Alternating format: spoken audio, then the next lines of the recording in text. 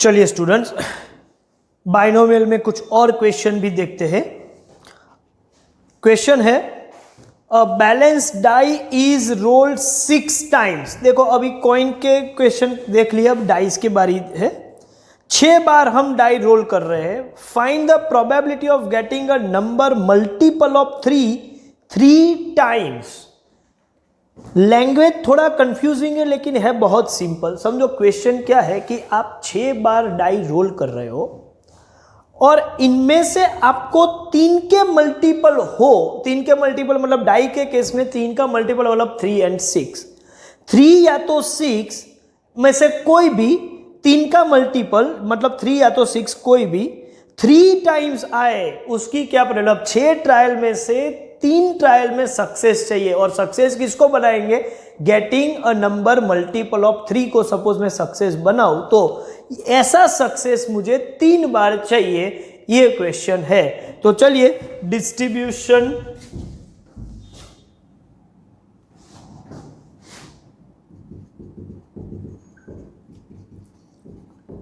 applicable is binomial. Let getting number multiple of 3 on the dice be a success represented by random variable x और p of x है ncx p raise to x q raise to n minus x। n क्या है? n तो 6 है। p का मतलब क्या है? Probability of success in a single trial, मतलब एक बार मैं डाई रोल करूं और 3 का मल्टीपल मिले, क्योंकि सक्सेस किसको बनाया है? मल्टीपल ऑफ 3 को। तो मल्टीपल ऑफ 3 मतलब 3 और 6। ये 2 आउटकम फेवरेबल है। टोटल 6 आउटकम है। एक बार में 3 या 6 मिले, उसकी प्रोबेबिलिटी आप बोलोगे 2/6, दैट मीन्स 1/3। तो Q क्या होगा? Q becomes 2/3। और रिक्वायरमेंट क्या है? रिक्वायरमेंट है probability of getting a number multiple of 3 times. तो मल्टीपल ऑफ 3 बार चाहिए। मल्टीपल ऑफ 3 को तो मैंने सक्सेस बनाया, मतलब सक्सेस 3 बार चाहिए। That means P of 3 is our requirement, जो कि है 63, 1/3 raise to 3 and 2/3 raise to 6 minus 3। तो ये भी 3 है। 63 का मतलब होता है 6 × 5 × 4 डिवाइड बाई 6, मतलब ये 20। 1/27 और 8/27। So final answer 160 divide by 729। तो इस तरीके से आप सॉल्व कर सकते हो। क्या सक्सेस है वो समझ लो, फिर काम बहुत इजी हो जाएगा। इसका एक काम कीजिए, स्क्रीनशॉट ले लीजिए। नेक्स्ट क्वेश्चन में डिस्कस करने जा रहा हूं। चलिए अब इसके बाद वाला क्वेश्चन देखो। मैं ये क्वेश्चन सिर्फ डिस्कस करूंगा, पूरा सॉल्व नहीं करने वाला। अभी जो मैं डिस्कस कर रहा हूं वो there are 40% chance of a candidate passing at an exam, मतलब कोई भी कैंडिडेट एग्जाम पास करे उसकी प्रोबेबिलिटी 0.4 है। Find the probability that out of a group of 6 candidate exactly 2 of them will fail. अब ध्यान से सुनिएगा, 2 फेल होने चाहिए। चलिए पास या फेल किसी को भी आप सक्सेस बना दो। समझ के चलते डिस्ट्रीब्यूशन एप्लीकेबल बाइनोमियल, तो मेरा डिस्ट्रीब्यूशन बाइनोमियल हो गया। सक्सेस डिफाइन करते हैं, तो कैंडिडेट पास हो या फेल हो, जिसको सक्सेस बनाना हो बना दो। सपोज हम पास को बनाते हैं तो लिखेंगे कि let a candidate passing the exam be a success represented by random variable x। तो सक्सेस किसको बनाया? Passing the exam. तो P of x क्या होगा? आप बोलोगे sir NCx P raise to x Q raise to n minus x, जिसमें n क्या है? तो टोटल कितने कैंडिडेट है?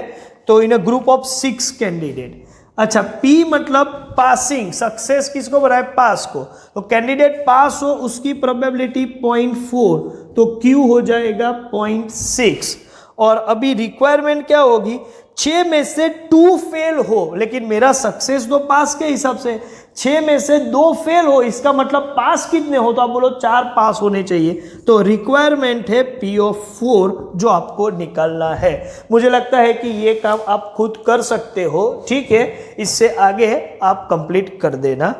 चलिए एक और क्वेश्चन देखते हैं जो मैं फुल फ्लेज सॉल्व करने वाला हूं, देखते हैं। चलिए क्वेश्चन देखते हैं। और ये ऐसा क्वेश्चन है जो ऑलमोस्ट बहुत ही पॉपुलर है, हर रेफरेंस बुक, हर टेक्स्ट बुक में आप ये क्वेश्चन देखेंगे। तो काफी इंपॉर्टेंट क्वेश्चन है, पॉपुलर क्वेश्चन है। देखते हैं। The probability of a bomb hitting the target is 1/4। मतलब टारगेट पर बॉम्ब हिट हो उसकी प्रोबेबिलिटी दे दी है 1/4। 2 bombs are sufficient to destroy a bridge। Suppose आपका टारगेट ब्रिज है, तो ब्रिज को डिस्ट्रॉय करने के लिए 2 बॉम्ब सफिशियंट है, ठीक है। If 6 bombs are targeted to destroy the bridge, find the probability of a bridge being destroyed। आपने टारगेट 6 बॉम्ब किए हैं, अब ब्रिज डिस्ट्रॉय हो उसकी क्या प्रोबेबिलिटी है? इसका ये मतलब है कि आप बॉम्ब टारगेट करते हो तो ये एक्सपेरिमेंट के 2 पॉसिबल ऑप्शंस है या 2 आउटकम है, या तो टारगेट हिट होगा या तो टारगेट मिस होगा। तो आप किसी भी एक को सक्सेस बना दो, जैसे कि हिटिंग द टारगेट को मैं सक्सेस बना रहा हूं। तो distribution applicable binomial let target being hit be a success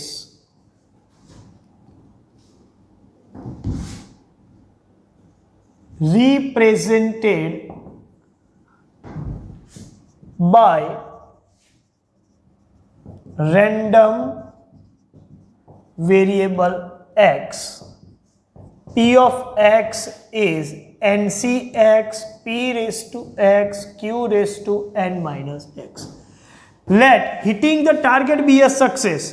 तो टारगेट सक्सेस हो उसकी प्रोबेबिलिटी P हो जाएगी।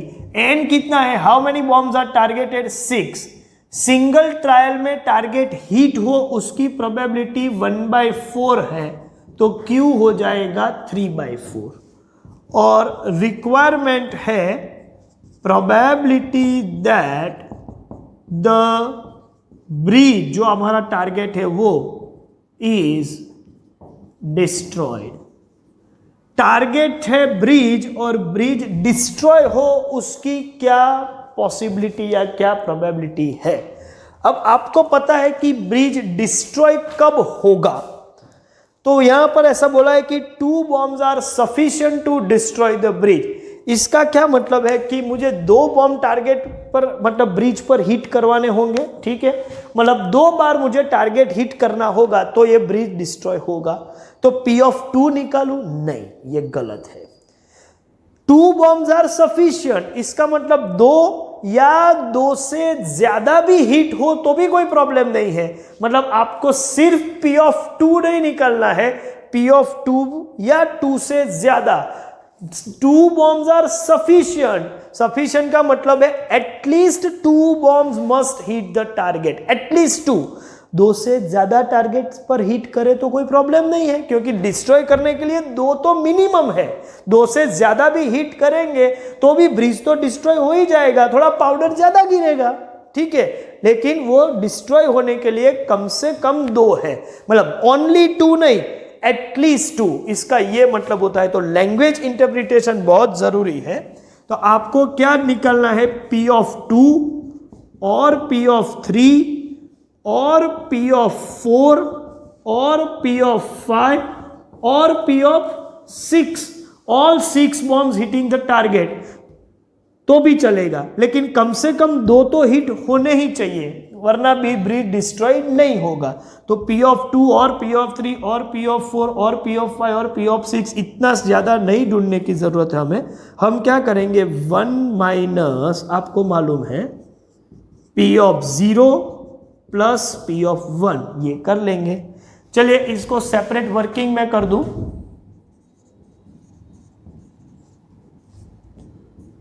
P(0) मतलब 6C0 1/4⁴ एंड 1/4�6।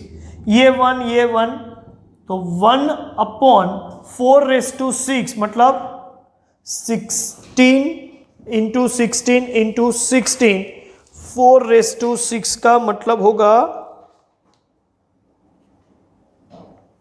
4096 और P(1) होगा 6C1 1/4⁴ 1/4⁵ ये होगा 6/4096।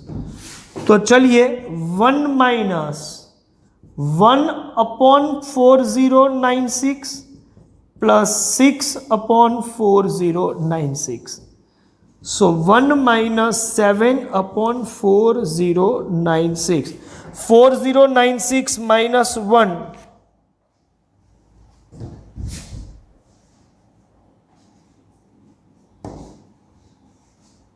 P(0). अच्छा यहाँ 3/4 आएगा। चलिए ये 3/4 तो ये फिगर होगा 6C0 1/4⁴ and 3/4⁶, 6C1 1/4⁴ and 3/4⁵। चलिए इसको कैलकुलेट करें तो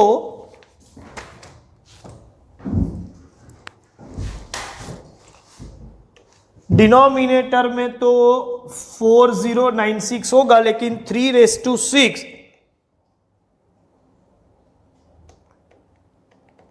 ये आएगा 729 और यहाँ 6 इंटू 3⁵ 243 इंटू 6 करेंगे तो ये होगा 1458/4096।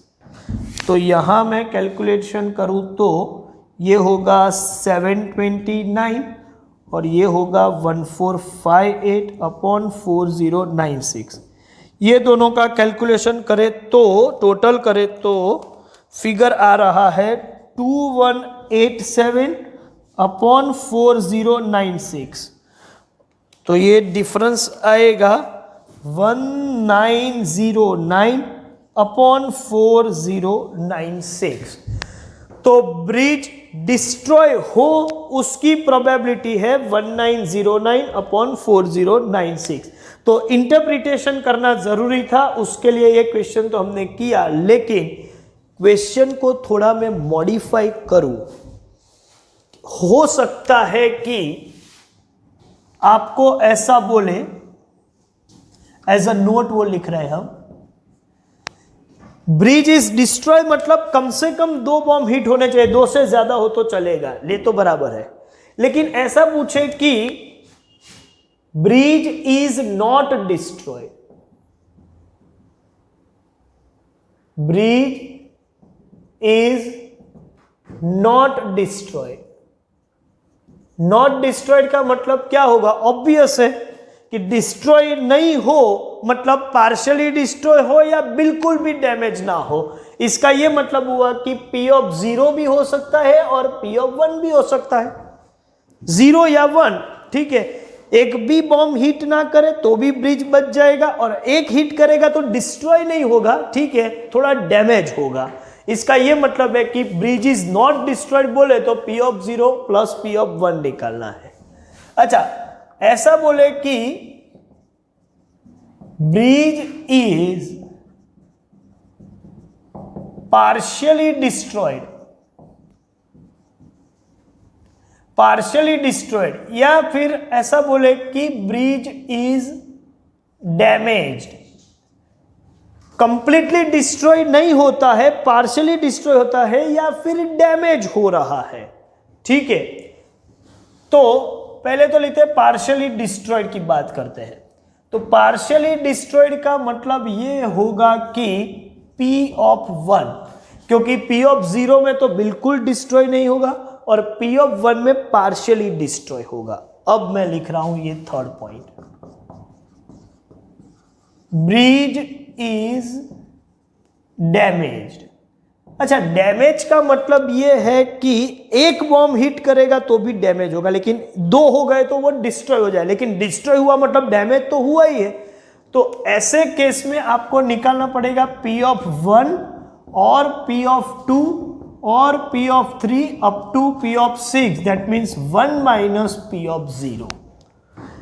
ब्रिज डैमेज हो का मतलब होता है पार्शियली डिस्ट्रॉयड और कंप्लीटली डिस्ट्रॉयड। तो पार्शियली डिस्ट्रॉय के लिए P ऑफ 1 तो भी डैमेज तो हुआ है, और कंप्लीटली डिस्ट्रॉय का तो भी वो डैमेज तो हो ही चुका है। तो 1 माइनस P ऑफ 0, और ऐसा बोले कि ब्रिज रिमेन्स सेफ, तो आपको निकालना होगा P ऑफ 0। तो लैंग्वेज कौन सी यूज की है उस हिसाब से अलग अलग रिजल्ट मिल सकते हैं, लेकिन आपको जजमेंट लेना है क्वेश्चन के हिसाब से कि क्या पूछा है और किस तरीके से इसके साथ डील करेंगे। एक काम कीजिए, इसका स्क्रीनशॉट ले लीजिए, एक और क्वेश्चन में डिस्कस करने जा रहा हूं। चलिए एक और क्वेश्चन देखते हैं। In a true false objective test, find the probability of guessing 6 answers correctly out of 8 statement। चलिए, डिस्ट्रीब्यूशन एप्लीकेबल बाइनोमियल। अब है क्या, आपको 8 स्टेटमेंट में से गेसवर्क करके, ट्रू फॉल्स ऑब्जेक्टिव टेस्ट है, 6 स्टेटमेंट करेक्ट हो उसकी प्रोबेबिलिटी पूछी है। इसका मतलब आप ट्रायल कितना है, नंबर ऑफ अटेम्प्ट्स कितने हैं, आप कितने स्टेटमेंट अटेंड करोगे, 8 में से 6 का गेसवर्क सही हो। अच्छा, ट्रू फॉल्स टेस्ट है, उसमें गेसवर्क सही होने के चांस 1/2 है, क्योंकि 2 ही पॉसिबल ऑप्शन होता है, ट्रू एंड फॉल्स। आपने जो भी ऑप्शन दिया है वो सही है या गलत है, तो इसके लिए 2 ही पॉसिबिलिटी है कि आपकी फेवर में हो उसका 1 चांस और अगेंस्ट में हो उसका 1 चांस, मिला के 2 चांस है। तो आप समझ के चलो कि आपका गेसवर्क करेक्ट हो उसकी प्रोबेबिलिटी हो जाएगी 1/2। क्यों? क्योंकि 2 ही ऑप्शन है। तो गेसवर्क करेक्ट हो उसको आप सक्सेस बनाओ, तो मैं यहां पर लिखूं कि let guessing correct answer in true false objective test be a success represented by random variable x। तो P of x is NCX P raised to x Q raised to n minus x, n है 8। कोई भी एक statement single trial में, मतलब एक statement में आपका गेसवर्क करेक्ट हो उसकी क्या प्रोबेबिलिटी है, तो आपने जो बोला है वो करेक्ट होने की प्रोबेबिलिटी 1/2 है, क्योंकि आपने बोला वो आपका फेवर का आउटकम और टोटल आउटकम 2 ही है, ट्रू या फॉल्स। तो इसका मतलब probability of success in a single trial is 1/2। अच्छा, तो Q भी 1/2 होगा। सपोज ये ट्रू फॉल्स के बजाय यहां पर multiple choice question with 4 options ऐसा हो, तो प्रोबेबिलिटी ऑफ गेसिंग करेक्ट आंसर 1/4 हो जाएगा। तो P 1/4 और Q 3/4 हो जाएगा। तो क्वेश्चन कौन सा है वो देख लो, यहां ट्रू फॉल्स है तो ये 1/2 है। अब रिक्वायरमेंट क्या है, रिक्वायरमेंट है प्रोबेबिलिटी ऑफ गेसिंग 6 आंसर्स करेक्टली।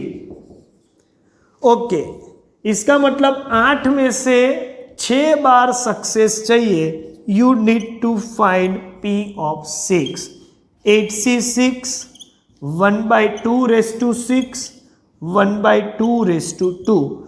8c6 का मतलब होता है 8 × 7 डिवाइड बाय 2, तो 56/2 मतलब 28, और ये होगा 28 डिवाइड बाय 64 2 126, तो आंसर आएगा 28/256।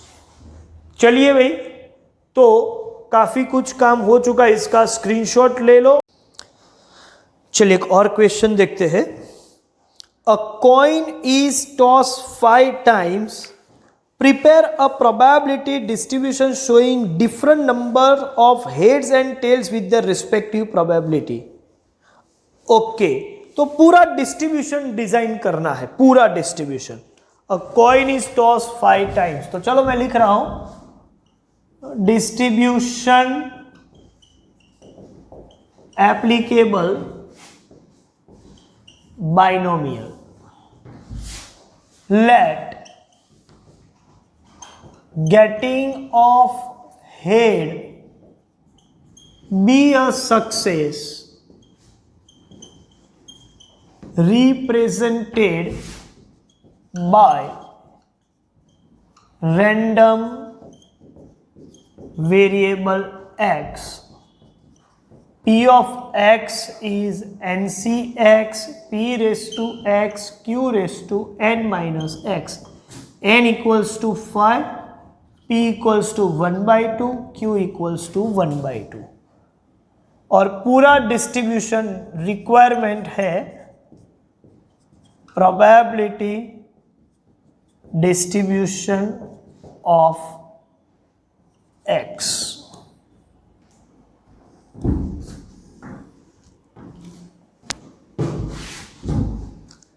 पूरा डिस्ट्रीब्यूशन स्ट्रक्चराइज करना है, तो डिस्ट्रीब्यूशन 5 बार कॉइन टॉस कर रहे हैं, तो head, tail, x and p of x.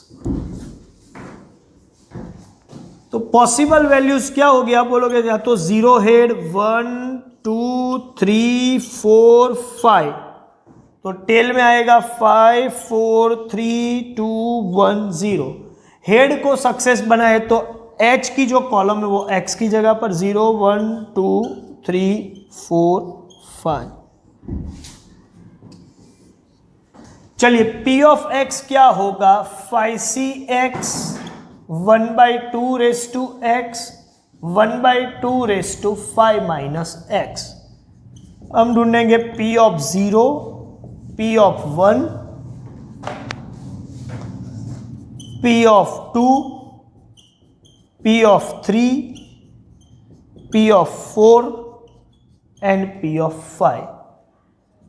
5c0 1/2⁵0 1/2⁵5, 5c1 1/2⁵1 1/2⁵4, 5c2 1/2⁵2 1/2⁵3, 5c3 1/2⁵3 1/2⁵2, 5c4 1/2⁵4 1/2⁵1, and lastly 5c5 1/2⁵5 1/2⁵0। चलिए इसको सॉल्व करें तो यहाँ आएगा 1/32, फिर 5/32, 10/32, 10/32, 5/32 एंड 1/32। ये पूरा डिस्ट्रीब्यूशन डिजाइन हो गया। अब जब मैं इसका टोटल करूँगा, ठीक है, तो टोटल क्या आएगा 32/32 मतलब 1। तो ऐसे 5 कॉइन क्या, 4 कॉइन, 3 कॉइन, 2 कॉइन, जिसका भी पूछे आप उसका पूरा डिस्ट्रीब्यूशन डिजाइन कर सकते हैं। चलिए अभी इसका स्क्रीनशॉट ले लीजिए एक बार, और स्क्रीन पे दिखाए हुए क्वेश्चंस जो है वो आपको सेल्फ प्रैक्टिस होमवर्क में करने हैं। Thank you very much.